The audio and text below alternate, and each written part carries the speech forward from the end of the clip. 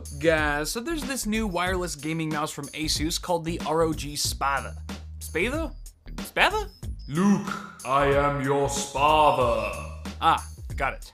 The ROG Spatha is quite possibly one of the most beautiful mice I've seen, with enough features to make you forget all about its $160 price tag.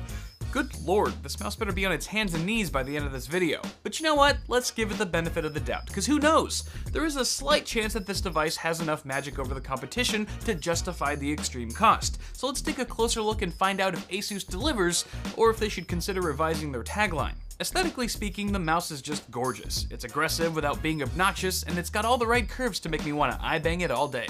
Despite the body's plastic construction, the overall build quality is outstanding, and there's a metal plate inside the device that makes it the heaviest mouse I've come across in ages. This is totally a preference thing, but after a week of use, I still haven't adjusted to the heft.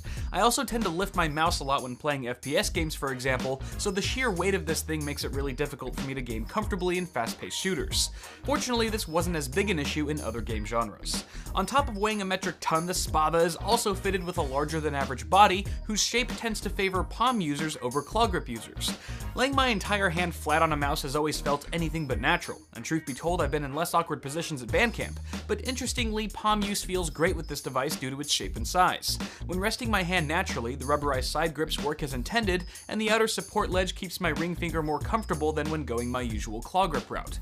After a few days of use, I've completely acclimated as a palm rest user for the first time ever, which is pretty awesome. I just wish I could shed some of the weight to operate at 100% comfort. Or maybe I just need to do more right-handed exercises. I'll be right back.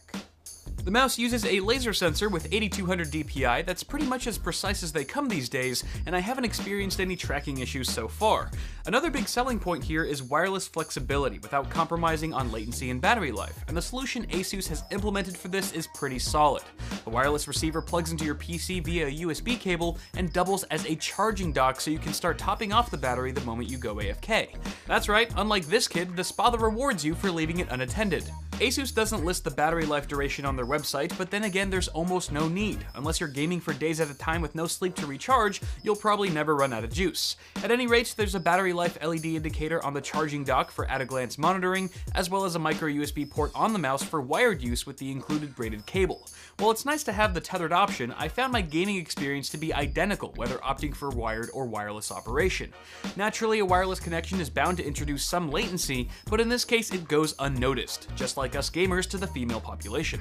It is worth mentioning, however, that the mouse supports a 1000 Hz polling rate when used wirelessly and 2000 Hz with a cable, but chances are you won't be able to tell the difference. In total, you get 12 programmable buttons, including the left and right clicks, which use interchangeable Omron switches. Asus includes a pair of optional switches with a different click resistance that can be easily swapped after taking apart the mouse by unscrewing the base plate with the included torque screw. To be honest, the feature feels kinda gimmicky, something to hype up the feature set while simultaneously upping the price. Out of all the great gaming mice I've encountered, none of them really needed this option. They just came with good switches out of the box, which is probably what most gamers want.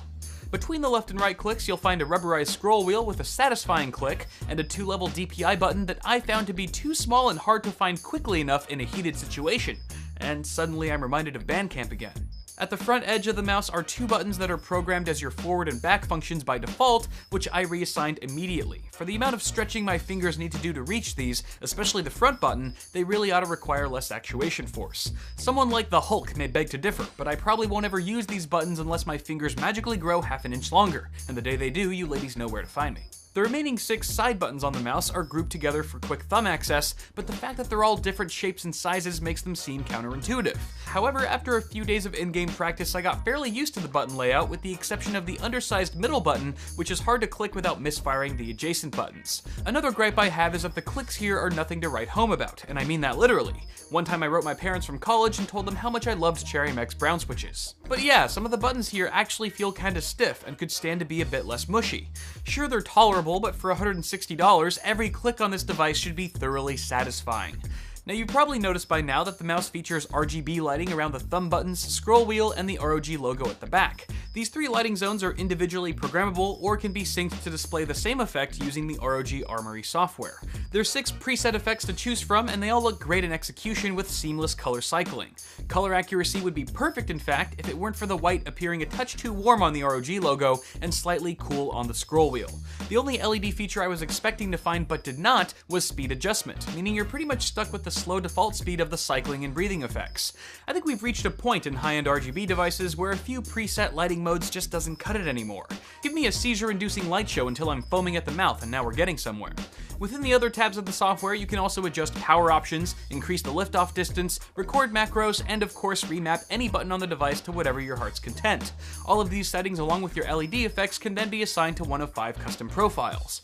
Overall, the UI has a clean presentation, the settings are easy to adjust, and the app runs smoothly from what I can tell, never stuttering, crashing, or just plain wigging out. So what does all this mean for the Spatha as a whole? Well, if I'm being honest, I would consider it a good gaming mouse, and hands down the most customizable wireless mouse available.